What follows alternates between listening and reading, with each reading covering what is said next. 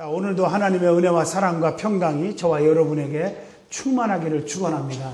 오늘 이 말씀을 통해서 카톡을 통해서 스마트폰을 통해서 혹은 유튜브를 통해서 전 세계의 TV를 통해서 방송을 듣는 모든 분들에게도 같은 주의 축복이 넘치기를 바랍니다. 누가복음 17장 11절로 19절을 통해서 감사는 축복입니다 하는 제목으로 오늘 저와 여러분이 깊은 감사의 예배가 되기를 바랍니다. 시편 100편 4절에 보니까 감사함으로 그의 문에 들어가며 찬송함으로 그의 궁정에 들어가서 그에게 감사하며 그의 이름을 송축할지어다. 이런 말씀들이 성경에 수도 없이 나옵니다. 오늘 추수감사절을 지키면서 감사의 신앙이 회복되고 감사의 믿음이 영원하기를 주 이름으로 축원드립니다. 데살로니가전서 5장 18절 보면 쉬지 말고 기도하라, 범사에 감사하라, 항상 기뻐하라. 이 세 가지가 하나님의 뜻이라고 나옵니다. 범사에 감사하는 것이 우리를 향하신 하나님의 뜻이랍니다. 이 추수감사절의 유래는 예배 때마다 많이 들어서 잘 알기 때문에 간단하게만 말하면 영국의 청교도들이 신앙의 자유를 찾아서 메이플라워라고 하는 배를 타고 이 대서양을 건너가서 신대륙인 미국을 발견하고 정착하게 됩니다. 그런데 그들은 추위와 온갖 질병과 그리고 인디언들의 습격으로 인해서 엄청난 고통과 고난을 많이 겪었어요. 겨울이 지난 이듬해 봄에는 총 인원의 절반가량이 다 죽어버렸어요. 이런 슬픈 일이 어디 있습니까? 낙심할 수밖에 없는 그런 사정인데 그들은 그러나 낙심하지 않았습니다. 밭을 갈고 씨를 뿌렸습니다. 열심히 가꿨습니다. 그래서 이렇게 많은 농산물들을 여기 앞에 있는 것 같이 재배했습니다. 그 소산물로 자기가 먼저 먹지 않고 하나님께 먼저 드려서 감사 예배를 드린 것이 오늘날 추수감사절의 유래가 된 줄로 믿습니다. 감사하는 마음은요, 신앙의 최초의 표현이고 감사하는 생각은 성경의 실천이라고 말합니다. 그래서 감사하는 행동은 뭘까? 성령님의 역사하시는 움직임입니다. 이 감사가 그렇게 중요한 거예요. 영국의 유명한 대설교가 스포춘 목사님이 그런 말을 했습니다. 촛불을 보고 감사하면 전등불을 주고, 전등불을 보고 감사하면은 달빛을 주고, 달빛을 보고 감사하면 햇빛을 주고, 햇빛을 보고 감사하면 천국을 주신다. 멋있죠? 오늘 본문 말씀은 10 문둥병자가 있었는데 주님께 나와서 고쳐달라고 애원한 말씀이 오늘 본문의 말씀이에요. 지금은 한센병이라 해가지고 병도 아니지만 그 당시는 죽는 병이었단 말이에요. 그리고 많은 사람들 앞에 애면당하고 그런 병이었습니다. 주님은 너희들 몸을 제사장 앞에 가서 보이라 이렇게 말씀하실 때 그들은 믿고 나은 줄로 믿고 제사장 앞에 보이러 가다가 치료의 기적을 경험하게 되었다는 것이 오늘의 말씀이에요. 그런데 10명이 다 고침받았는데 9명은 바쁘다는 핑계인지 뭔지 모르지만 자기 갈 길로 그냥 가버렸어요. 그런데 많은 사람들 앞에 짓밟힘을 당하고 멸시와 천대를 당하고 배고픔을 당하고 그런 불쌍한 사마리아 사람 한 사람은 주님께 나와서 감사했다고 기록되어 있습니다. 우리 예수님께서는 다 고침을 받았는데 다른 이들은 어디 갔느냐? 다시 말하면 한 명 사마리아 사람 이에는 9명은 어디 갔느냐라고 우리 주님이 물으시고 계십니다. 감사할 줄 모르는 자들을 주님이 지금도 부르시고 계신 거예요. 진정으로 주님의 은혜를 감사하는 자는 남들한테 무시당했던 자들입니다. 천대당했던 자들입니다. 배고픔을 당했던 그런 사마리아 사람입니다. 그 사람 한 명밖에 감사할 줄 몰랐습니다. 감사할 줄 모르며 은혜를 모르는 9명을 주님은 지금도 책망하고 계시다는 사실을 아셔야 합니다. 오늘 우리가 신앙생활하면서 은혜를 모르고 신앙생활하면 안 돼요. 은혜를 아는 자들이 축복이 와요. 기적이요, 두 가지라고 누누이 말씀드리죠. 기적은 똑같은 기적 같아도 같은 사건인데도 하나님의 백성들은 감사할 줄 알고 믿음 생활 제대로 하는 자들은 하나님의 은혜를 아는 자들에게는 기적이 축복의 기적이 일어나고 그렇지 못한 자는 반대급부예요. 저주의 기적이 일어나요. 여러분 잘 아시는 대로 홍해바다가 갈라졌을 때 기적이 일어났지만 하나님의 자기 백성들은 건너가는 구원의 기적이 있지만 또 오랑캐들은 물로 다 수장시켜서 죽어버렸어요. 저주의 기적으로 볼 수밖에 없어요. 여러분 잘 아시지만 하나님의 법궤의 원리도 아론의 쌍난 지팡이 만나들은 금항아리 그 다음에 십계명이 있었죠. 이것은 하나님의 임재와 그리고 하나님의 은혜를 절대 잊어서는 안 된다 하는 것을 우리에게 주는 교훈입니다. 근데 그 법궤가 가는 곳마다 하나님의 백성, 하나님의 은혜를 알고 가는 백성들에게는 기적의 축복이 일어나는 겁니다. 여리고성이 무너지고 요단강이 갈라지고 오랑캐들을 부숴버리고 기적이 축복이 있습니다. 그러나 오랑캐들은 은혜를 모르는 자들은 그 인위적으로 뭘 축복을 받으려고 법궤를 뺏어갔어요. 가는 곳마다 독종으로 다 죽어가는 거예요. 저주의 기적이 일어나요. 다곤 신전이 앞에 놨더니 막 목이 부러지고 엎어지고 난리 난 거예요. 여러분 남들이 잘 되고 축복받는다고 나도 잘 되고 나도 축복받는다고 착각하면 안 됩니다. 은혜를 아는 자에게 하나님의 축복이 있습니다. 감사할 줄 아는 자에게 하나님의 축복이 있을 줄로 믿습니다. 오늘 말씀을 통해서 감사는 축복입니다. 그래서 이 제목으로 저와 여러분이 같이 큰 은혜 받는 시간 되기를 주 이름으로 축원드립니다. 제일 먼저 열문둥병자가 어떻게 고침받았는지 오늘 이 말씀을 통해서 찾아보면서 저와 여러분도 치료의 광선이 일어나기를 축원합니다. 제일 먼저 그들은 오늘 본문 누가복음 17장 13절 보니까 소리를 높여 이르시되 예수 선생님이여 우리를 불쌍히 여기소서 하거늘 그랬어요. 주님께 나와서 부르짖었습니다. 이것이 치료받은 기적의 비결입니다.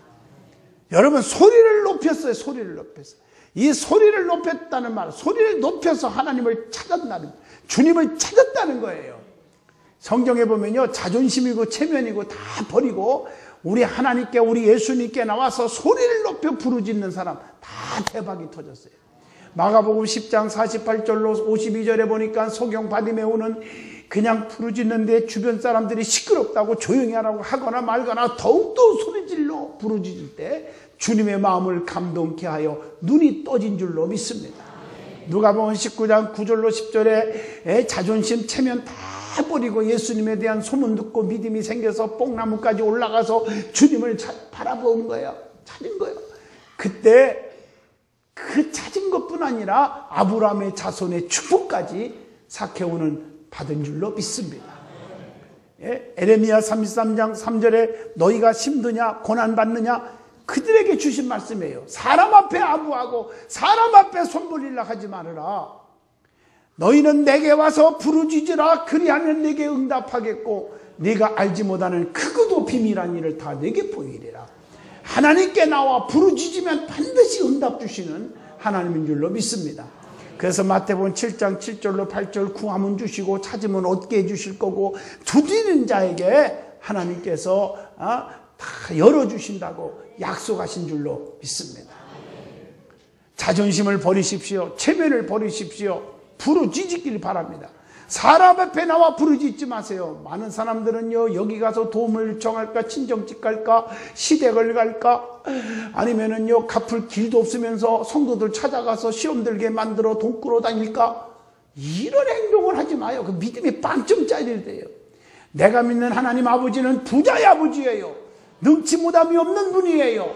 그분께 부르짖으면 그분이 다 해결해 주시고 그분이 축복하실 줄로 믿습니다.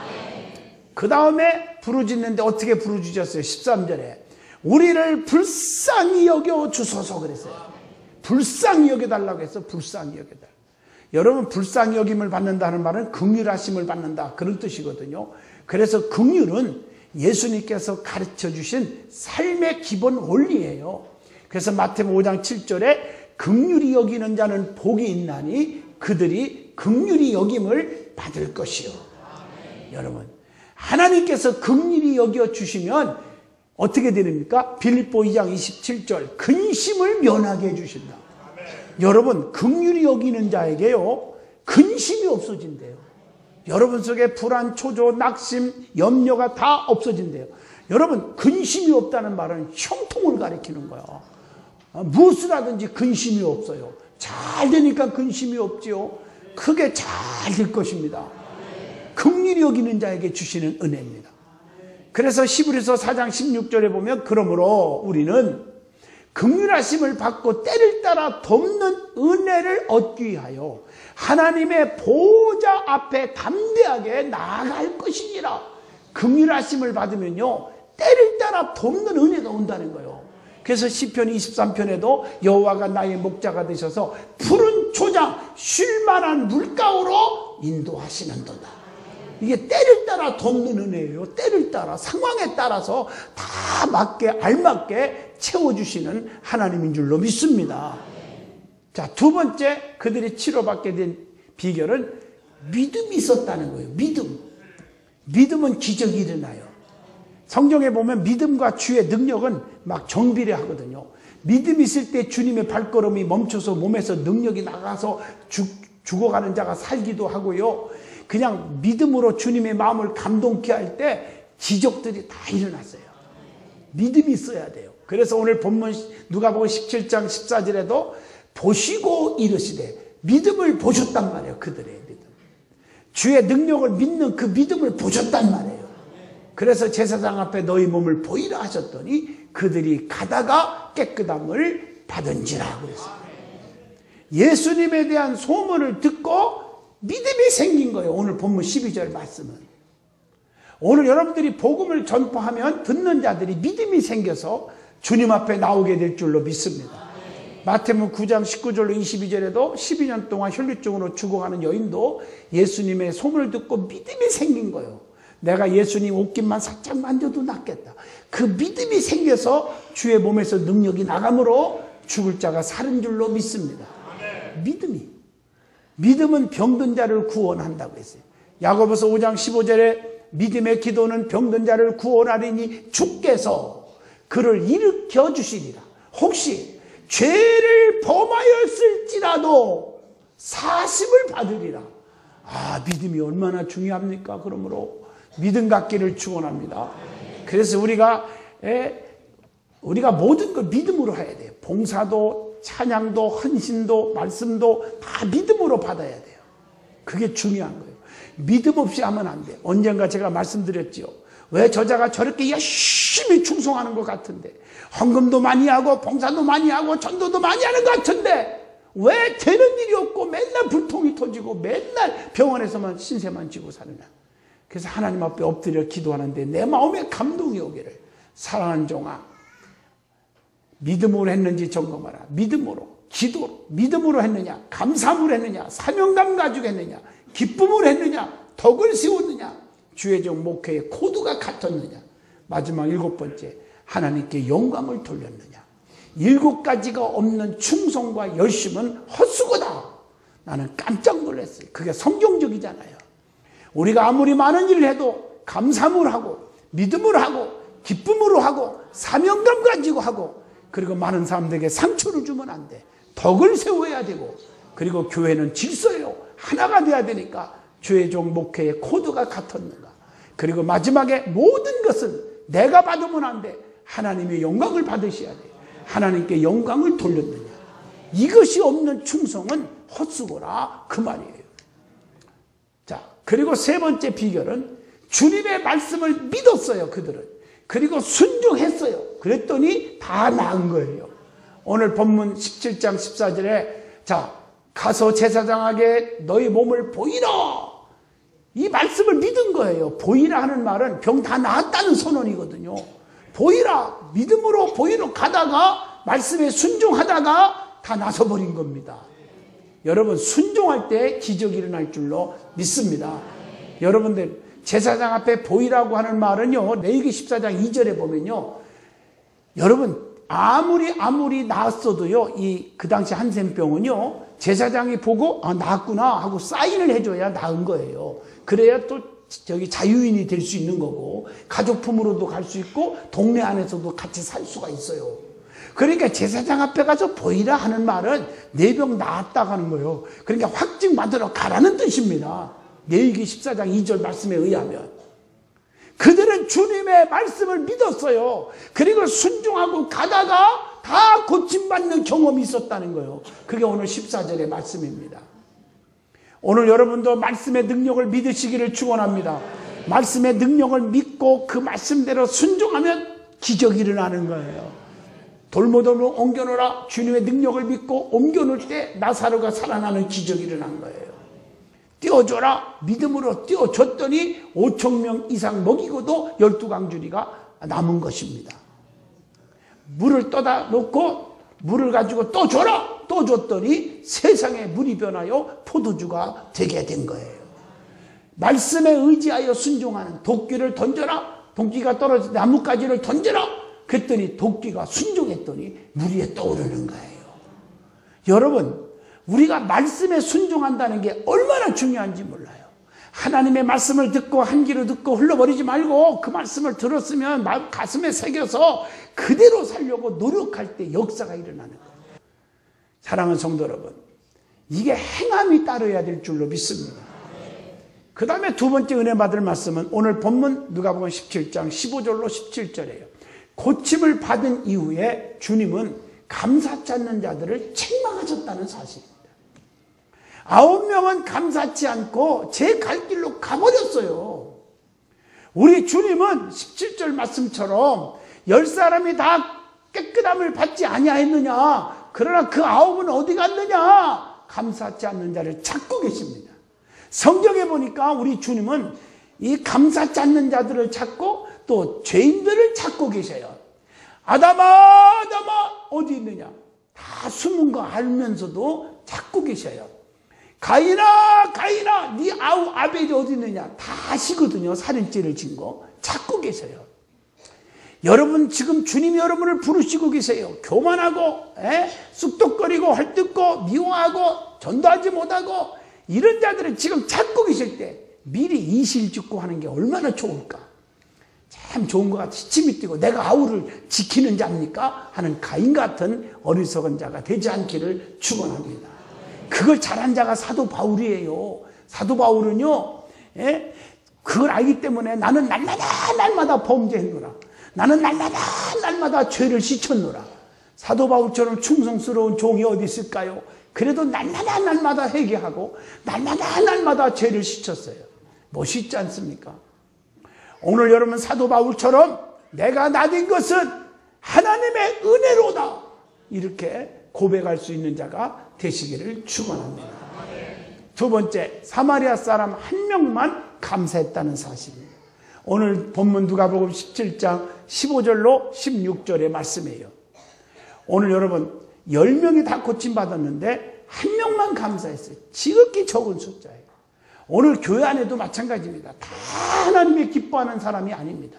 교회 안에는 이 자리에도요, 억지로 온 자가 있고요, 와준 사람도 있고요, 아니면 은혜를 받아야 삽니다. 내가 주일은 무슨 있어도 지켜야지요, 본교회. 그리고 사모하고 나온 자가 있다 이 말이에요. 오늘 이런 자들 때문에 교회가 잘 움직이고 복음의 역사가 일어나고 든든한 교회가 든든히 서간 줄로 믿습니다. 성경에 봐요. 12명의 정탐꾼들을 파송했지만 10명은 다 부정적인 보고하다가 다 멸망받았지만요, 여호수아 갈렙은 긍정적인 보고를 했어요. 숫자가 2명밖에 없었어요. 그들은요 가나안 땅에 들어갔습니다. 오늘 여러분들이요, 오늘 이 말씀을 가슴에 새기고 정말 사마리아 사람처럼 감사할 줄 아는 믿음의 역사를 이루기를 축원합니다. 큰 소리로 하나님께 감사하고 영광을 돌렸어요. 큰 소리로 하나님께 영광을. 오늘 본문 15절에 보니까 그 중에 한 사람이 자기가 낳은 것을 보고 큰 소리로 하나님께 영광을 돌리요 그랬어요. 여러분, 성도는 무엇으로 영광을 돌려야 될까요? 시편 22편 23절 여기 보면 그를 찬송할지어다 야곱의 모든 자손들이여 그들에게 영광을 돌릴지어다. 여러분, 찬송으로 영광을 돌려야 합니다. 그리고요, 마태복음 5장 16절 너의 빛이 사람 앞에 비추게 하여 그들로 너의 착한 행실을 보고 하늘에 계신 너희 아버지께 영광을 돌리게 하라. 착한 행실로 영광을 돌려야 합니다. 요한복음 15장 8절에 너희가 열매를 많이 맺으면 내 아버지께서 영광을 받으실 것이요 열매를 맺어 주심으로 하나님 앞에 영광을 돌려야 될 줄로 믿습니다. 여러분, 열매 없으면 안 되잖아요. 전도의 열매, 사랑의 열매, 봉사의 헌신의 열매가 맺어야 돼요. 가을에 추수할 때 이렇게 아름다운 과일들, 열매들이 있으니까 얼마나 기쁘고 좋습니까? 그리고 고린도전서 6장 20절 값으로 산 것이 아니었으니 그런즉 너의 몸으로 하나님께 영광을 돌리라. 우리의 몸으로 하나님께 헌신함으로 영광을 돌려야 합니다.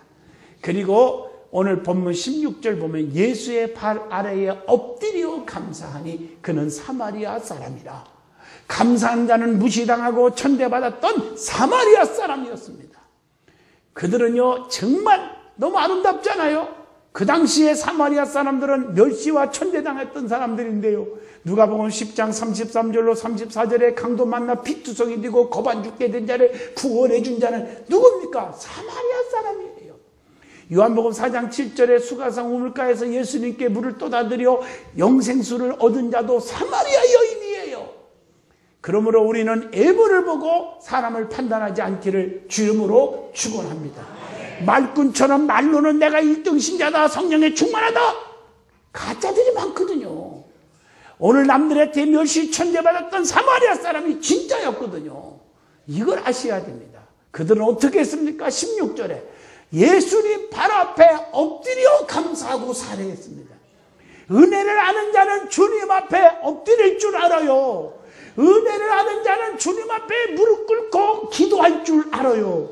이게 감사입니다. 엎드려 감사했어요. 그리고 하나님 앞에 부르짖어 영광을 돌리고 말해요. 감사치 않은 9명은 아마도 이런 생각을 했을지 모른다고 제가 감히 여러분들에게 하나 말씀을 드리고 싶어요. 그들이 그래도 기본적인 믿음이 있으니까 주님 앞에 나와서 부르짖었고, 믿음이 있으니까 제사장 앞에 보이러 가라고 할 때 보이러 간 거 아닙니까? 그런데 지금 돌아와서 감사치 않았다고 책망받은 건데, 그래도 9명에 대해서 한번 생각을 해볼 필요는 있다고 해서 생각해 봅니다. 아마도 성경에 기록은 없습니다만 아마도 나중에 감사하지 이렇게 생각했을 거라고 생각합니다. 옛날 속담에 나중에 보자 하는 사람은 무섭지 않다 이런 말이 있어요. 마귀는 성도들을 유혹하는 방법 중에 하나가 지금 하지 말고 나중에 하라. 그래서 우리 주님은 차차를 싫어하거든요. 창세기 22장 2절로 3절처럼 아브라함처럼 이삭을 드리라고 그럴 때 아침에 일찍 일어나 즉시 끌고 가는 거예요. 이걸 주님이 기뻐하시는 거예요. 충성하는 일, 전도하는 일, 봉사하는 일, 헌신하는 것도요 결단을 할 줄 알아야 돼요. 이게 중요한 거예요. 그 다음에 아마 9명은 감사하는 마음이 없다면 사람의 도리가 아니지 않겠습니까?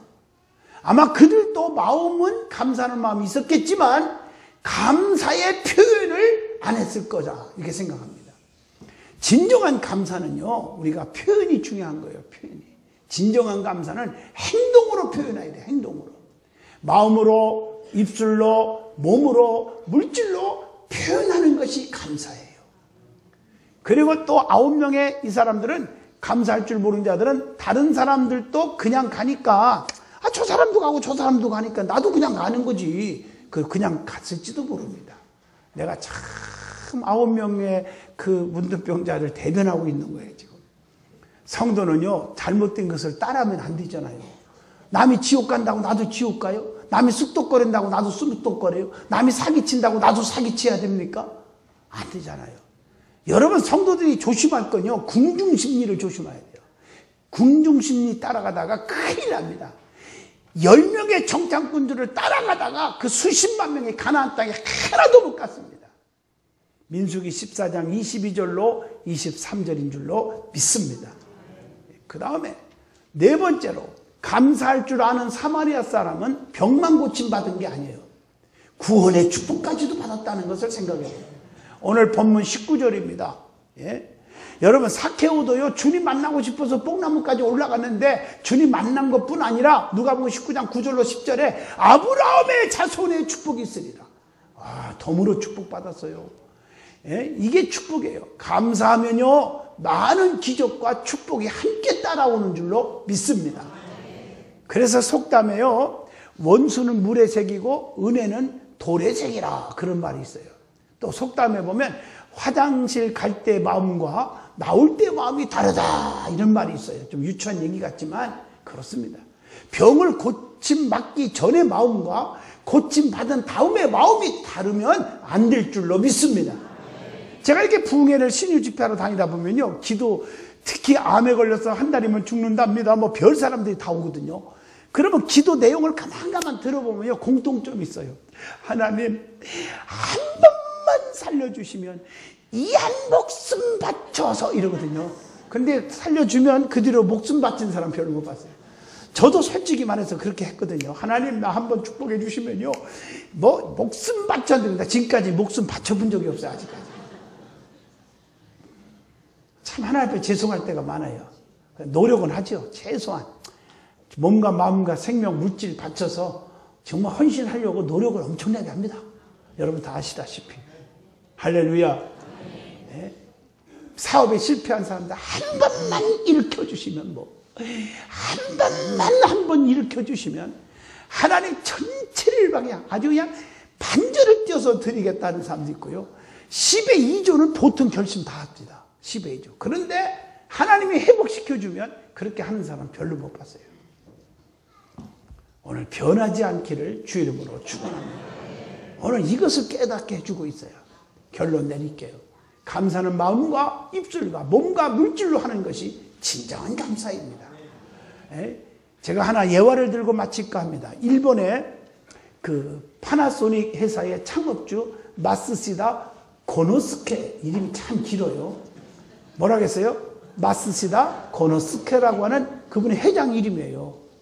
파나소닉 회사의 회장 이름이에요. 그분의 고백을 소개하고 마치려고 합니다. 그는 살아생전에 13만 명이나 되는 엄청난 그 사원들을 거느리고 운영했던 대기업의 회장이었지 않습니까? 그는 처음에 아버지의 사업 실패로 초등학교 4학년 때 중퇴했어요. 그래서 자전거를 파는 가게에 가서 굳은 일 다 청소도 하고 하는 직원으로 일하게 되었답니다. 그는 너무나 가난했어요. 먹지 못했어요. 그래서 몸이 허약해지고 병들고요. 힘들었다고 그래요. 그러던 어느 날 그가 열심히 노력해서 그가 꿈대로 대기업의 회장이 되었고, 그리고 세월이 한참 흘러서 죽음을 앞두고 어느 날 기자가 그분에게 찾아와서 질문합니다. 회장님, 어떻게 해서 회장님은 이렇게 크게 성공을 했습니까? 라는 질문에 마쓰시다 회장은 이렇게 말합니다. 자기는 3가지 감사하며 살았다. 그것이 나를 성공시킨 거다. 뭐냐? 3가지 한번 얘기해 볼까요? 지독하게 가난한 것을 감사했고, 몸이 너무 허약하고 병드는 것을 감사했고, 제대로 배우지 못하고 무식한 거 감사했다. 이 말을 들은 놀래버린 기자가 이렇게 말합니다. 아니 회장님, 회장님은요 세상의 불행을 다 가지고 있네요. 그런데 감사하다니 도대체 이해가 안 되네요. 이 말을 들은 마쓰시다 회장이 이렇게 말합니다. 나는 가난했기 때문에 부지런히 일했고, 몸이 허약하기 때문에 건강에 대해서 신경 쓰고 조심했고, 그래서 조심한 결과 94살까지 살았지 않았느냐. 초등학교를 중퇴하여 배우지 못했기 때문에 항상 배우며 살려고 노력했다. 이것이 나의 성공의 비결이다. 그것이 감사의 조건이다. 여러분들이요, 낙심하지 마세요. 포기하지 마세요. 괴로워하지 마세요. 주님이 내 곁에 지금 계시잖아요. 그분께 감사하고 사세요. 사도 바울처럼 내가 나된 것은 하나님의 은혜라.